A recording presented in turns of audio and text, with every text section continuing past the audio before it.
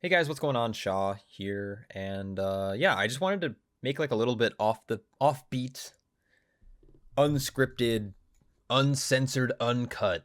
No, it's gonna be cut. Video. It's kind of talking about some of these bear changes that we've seen over the last 24 hours or so. So if you live under a rock, they made some pretty drastic changes to the bear.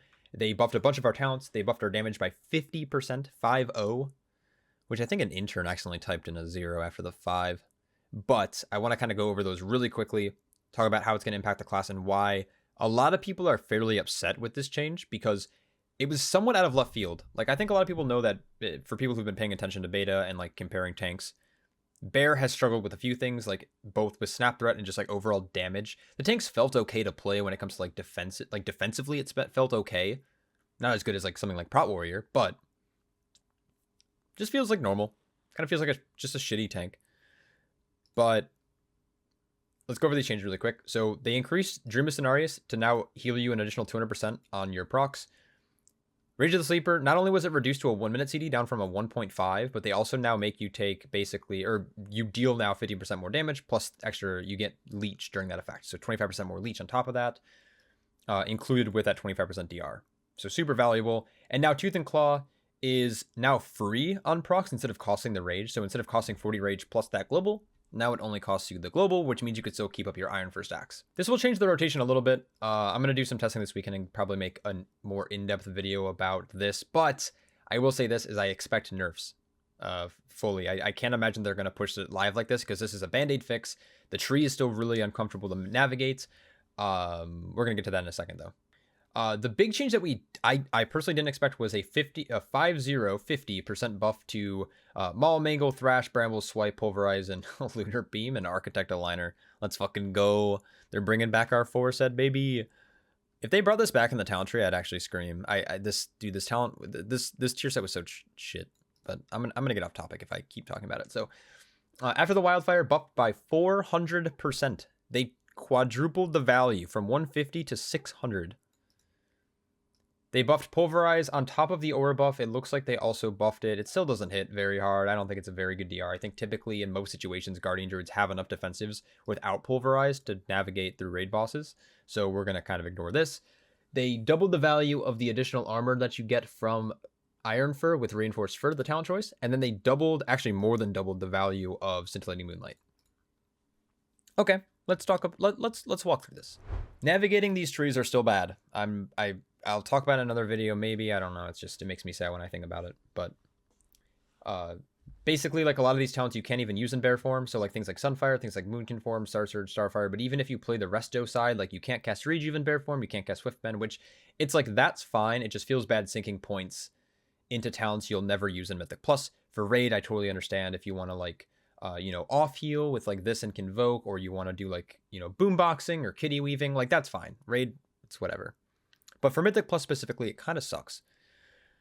Benefit to this change, though, is with Dream of Cenarius now being kind of insanely overpowered, you can play Protector of the Pack if you want more healing, but it already hits so hard that you don't even need Protector of the Pack. But it has like this really cool like effect of just like making your regrowths hit. I think my highest regrowth I saw was like 600k. Obviously, that's a massive overheal. It's basically like having Lay on Hands, but with then buffing Rage of the Sleeper and Scintillating Moonlight, on top of also buffing things like After the Wildfire, it kind of forces bears for Mythic Plus specifically down into this area of the tree. Like, just Rage is really insane. Like, 15% increased damage, having 25% leech for basically, what is that, like 18% uptime? Having a 25% DR that also reflects attack. Like, this buff more than fixed their issues. Their issue was really like damage and snap threat. The good thing about this, the buffs to like Tooth and Claw and After the Wildfire, is that they made this area of the tree like the tier 2. So if we reset this, let's just pick some talents here. I'm just picking. This isn't a build. Just these 3 rows here are much more attractive to progress through. Though I still think that like Front of the Pack and like Vicious Cycle are kind of meh in Mythic Plus. Like Soul of the Force would be the only thing you would play. So with that being said, they did allow us to progress extra paths. So for example, if you wanted to, you can, instead of playing like layered main, you can now, sorry, the way I do this is weird, but you can like now drop these for like after the wildfire, basically, if you want to. And it's stupid overpowered right now. Like really overpowered. But the overhealing potential is like through the roof. So there's like that whole thing. So everyone within 12 yards is going to be healed for 56k. There is a possibility for crits every 200 rage you spend.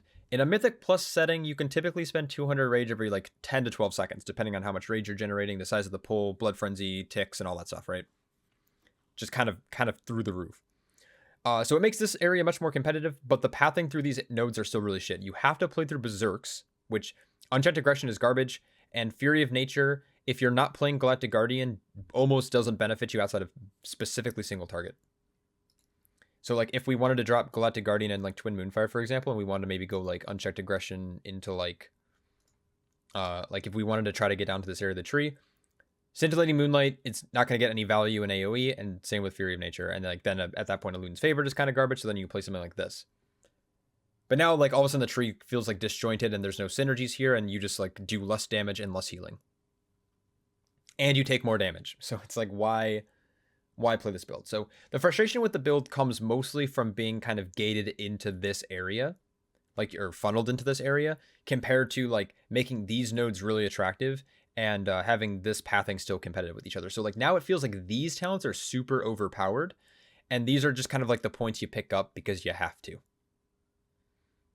There is a little bit of flexibility with like Circle of Life and Death is what I would typically drop. And the reason why, before you're all like, huh, you're going to lose so much damage. And yes, it has synergy with Blood Frenzy. And yes, it does more damage with like Moonfire ticks in general. But with Scintillating Moonlight being buffed, in larger pulls, you want to actually be able to apply Scintillating Moonlight or like Moonfire to more targets. And the faster that falls off, the less uptime you'll have of Moonfire in large pulls. Not small pulls, not like 5 targets. I'm talking about like your 10 plus target pulls. So you can drop Circle, you can pick up Reinforced Fur if you want a little bit more like extra damage reduction over the course of a key. If you want more like a optional choice, you can take Improved Survival Instincts. It's just like, it's like competitive now, like this area of the tree, except for these center nodes. But you're being forced into this area regardless, just with that, the way that the talents are laid out. So just because we get a 50% buff doesn't make the tree good, doesn't make the class good. The tree needs a rework. Still with mostly connecting nodes. Honestly, if they just added extra connecting nodes, like whether you can play maybe through Fury, like from Fury Nature right down to Incarn without having to go to the side, or maybe having like after the wild, like connecting nodes here for some reason. I don't know. I'm just making stuff up right now. Or like maybe connecting nodes here. I don't know. There needs to be a way to work around Unchecked Aggression and Persistence as well as Fury of Nature. You shouldn't be forced to play these. I mean, then you get into the whole argument. Oh, this is going to turn into a rant. Holy shit. You can get into the argument like you don't, Berserk should just be one talent. Like, I agree, but spending multiple points just to get, like, your normal Incarn feels bad. But the biggest thing that, like, is very annoying about just this in general, whether you're a bear player or not, is the fact that we are 2 weeks out from Dragonflight launching, and we're still seeing tanks getting a 50% buff.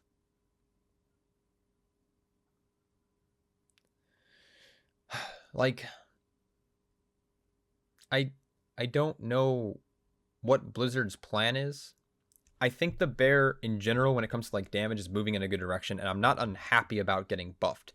But getting a band-aid fix compared to actually feeling like Blizzard is trying to like they're not explaining why they're making these buffs. They're not explaining their ideology behind it. They're not communicating with the bear community or really just general like classes. Like there's a lot of classes that don't know what's going on, kind of all over the board. Tuning is all over the place, and we are 2 weeks out. Ish. 3, 2.5. So if you see any complaints about Guardian Druids, or, you know, people like being like, wow, Guardian Druid's busted, more than likely we're going to see nerfs to this. It's kind of weird that this level of tuning is coming in now, with it being so close to the expansion launch. This is also why I script my videos, because I don't know where I'm going with this. Just know that I think like a normal bear player is, I don't think, going to be crazy happy about this. And I know we're known for complaining. but there's a way. I think there's a way to fix a class, and there's a way to like just kind of like slap a band-aid on it and pray that it works. I feel like a Shadow Priest at this point. This is how Shadow Priests have worked for basically in the eternity. So we'll see. Anyways, I hope this kind of explains my general like thoughts and feelings about the changes. I'll be doing a lot of testing this weekend, so if you want to check out my stream, it's going to be in the link below. You can watch me play Guardian Jordan. You can stop by and ask me questions about it. So I will catch you guys all very soon. Peace.